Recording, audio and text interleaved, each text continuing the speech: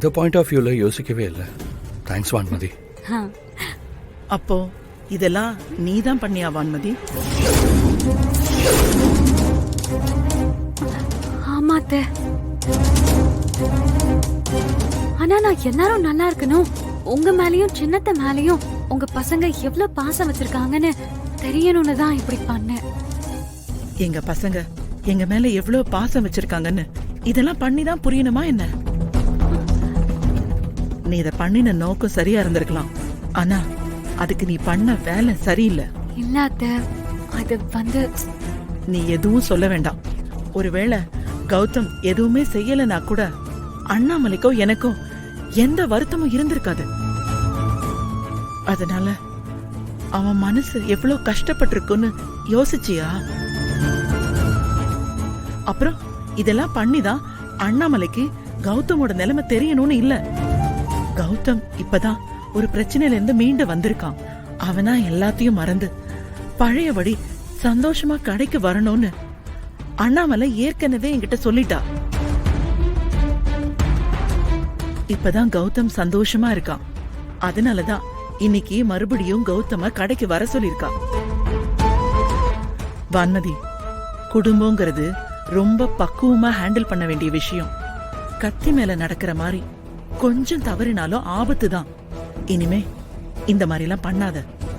இந்த குடும்பத்தை ஒத்துமையா பாத்துக்க வேண்டிய பொறுப்பு உனக்கும் இருக்கு. சரிங்க அத்த, நான் திரும்பவும் இந்த மாதிரி தப்பெல்லாம் பண்ண மாட்டேன்.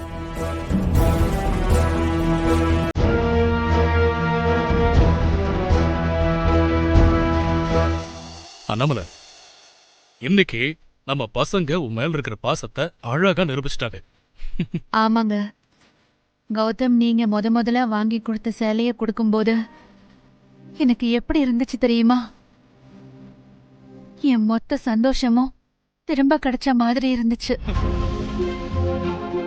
இப்படி ஒரு போட்டியை வைக்கும்போது கௌதம் கையில காசு இல்ல, பாவம் என்ன பண்ணுவானோன்னு நான் ஒரு நிமிஷம் பயந்துட்டேன். ஆனா அவன் எப்படி ஒரு சர்ப்ரைஸ கொடுப்பான்னு எதிர்பார்க்கலங்க. என் பையன் எந்த சூழ்நிலையையும் சமாளிப்பான்னு எனக்கு நம்பிக்கை வந்துருச்சு. அதான் கௌதம் பழையபடி கடைக்கு வர போறான்ல, இனிமே பாரு அவன் நல்லா இருப்பான். அதெல்லாம் இருக்கட்டும், அந்த தண்டமணி ரிலீஸ் ஆகி வெளில வந்துட்டானாமே. பா, இப்ப எதுக்கு இப்படி யோசிச்சுட்டு இருக்கீங்க? இப்ப என்ன பிளான் பண்ணிருக்கீங்க? இல்ல, இந்த அண்ணாமலை உண்மையாவே பெரிய ஆள் இல்ல. ஒரு லேடியா இருந்து எங்கிட்டயே மோதி என்னையே ஜெயிலுக்கு அனுப்பிட்டா. நிஜமாவே அவ திறமசாலிதான். பா, என்னப்பா திடீர்னு அந்த அண்ணாமலையை புகழ்ந்து பேசிட்டு இருக்கீங்க? பா, அவன் நம்ம எதிரின்றத மறந்துடாதீங்கப்பா. உங்களை ஜெயிலுக்கு அமிச்சதுல இருந்து எனக்கு அவன் மேல எவ்வளவு கோவம் இருந்தது தெரியுமா? பா, அந்த அண்ணாமலையை ஏதாவது பண்ணணும்பா. அவசரப்படாத. இப்படி அவசரப்பட்டுதான் அண்ணாமலை கிட்ட நம்ம ஒவ்வொரு முறையும் தோத்துக்கிட்டு இருக்கோம். இனி நம்ம தோக்க கூடாது. நின்னு நிதானமா அடிக்கணும். சரிப்பா, இப்ப என்னதான் பண்ண போறோம்? அண்ணாமலை நம்மளை இந்த அளவுக்கு தைரியமா எதிர்க்கிறானா, முத பலம் பிசினஸ், ரெண்டாவது பலம் அவன் குடும்பம். அது ரெண்டையும் நம்ம சரிக்கணும். அப்பதான் அண்ணாமலையை நம்ம தோக்கடிக்க முடியும். அண்ணாமலை பிசினஸ் எல்லாம் எப்படி போயிட்டு இருக்கு? அதெல்லாம் நல்லா தான்ப்பா போயிட்டு இருக்கு. முன்னாடி 25 கடை இருந்தது, இப்போ 2-3 கடை புதுசா திறக்க போறாங்களாம். என்னடா சொல்ற? இன்னும் 2 கடை ஓபன் பண்றாங்க. ஆமாம்பா, இப்ப டெக்ஸ்டைல்ஸ் பிசினஸ்ல யார் டாப்ல இருக்காங்கன்னா அந்த அண்ணாமலை தான். இன்னைக்கு அவங்கள அடிச்சுக்கிறதுக்கு ஆளே இல்ல. ஓ, அதுலதான் முதல்ல கை வைக்கணும். எப்படிப்பா முடியும்?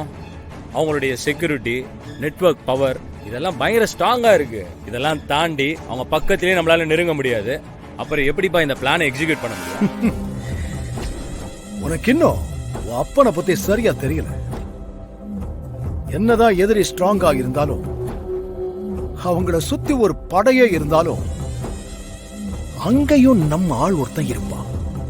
அப்படி ஒருத்தனை செட் பண்ணி அண்ணாமலை பிசினஸ் அடியோட அழிக்க என்னென்னலாம் பண்ணணுமோ அதை எல்லாத்தையும் பண்ணிட்டு. அப்பா, என்னப்பா சொல்றீங்க? அப்போ பிளான் பிரகாரம் எல்லாத்தையும் ரெடி பண்ணிட்டீங்க. ஓ, அதுக்காக தான் அந்த கடையில இருக்கிறவனுக்கு அன்னைக்கு பணம் கொடுத்தீங்களோ? பா நீங்க சூப்பர்ப்பா. ஆனா ஒண்ணுப்பா, என்ன ஆனாலும் இந்த முறை நம்ம ஜெயிக்கணும். அந்த அண்ணாமலை ஊருக்கு முன்னால அசிங்கப்பட்டு ஜெயிலுக்கு போகணும். அதுதான் இனிமே பிரேக்கிங் நியூஸாவே இருக்கணும். ஆனா நீங்க ஜெயில இருந்து வந்ததுக்கு அப்புறம் கொஞ்சம் சாஃப்டா இருப்பீங்கன்னு நினைச்சேன். சும்மா சொல்லக்கூடாதுப்பா, இப்பதான்ப்பா நீங்க ரொம்ப வீரியமாவே இருக்கீங்க. உங்களை நினைச்சா எனக்கு ரொம்ப பெருமையா இருக்குப்பா. அண்ணாமலை எனக்கு பண்ண துரோகத்துக்கு எப்படிடா நான் மாறுவேன்? பழி வாங்காம நான் ஓய மாட்டேன். கவலையை விடுங்கப்பா. ஐயா, அந்த அண்ணாமலை வேற ஏதோ பிளான் பண்ணிட்டாங்க. நீங்க சொன்ன மாதிரி அண்ணாமலை கடையில் எதுவுமே இல்லையா? அவங்க பிரச்சனையை உங்க பக்கம் திருப்பிட்டாங்க. எங்களால எதுவுமே பண்ண முடியல. நீங்க கடவுள்கிட்ட வேண்டிக்கோங்க, உங்ககிட்ட சரக்கு இருந்தா அது என் கிட்ட கிடைக்கணும்னு.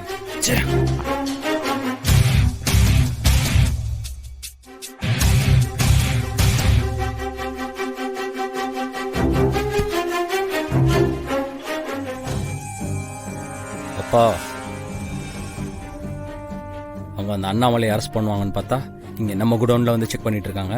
அதான்டா எனக்கும் புரியல. எல்லாமே பக்காவா செட் பண்ணியும் எப்படி அண்ணாமலை தப்பிச்சா? கடையில சரக்கு இல்லைன்னா அது எங்க போச்சு? அப்பா, அப்ப இந்த முறை நம்ம தோத்துட்டோமா? ஹாய், இல்ல, நான் தோக்க மாட்டேன். இந்த முறை என்ன நடந்தாலும் நான் அண்ணாமலையை பழி வாங்கியே தீருவேன்.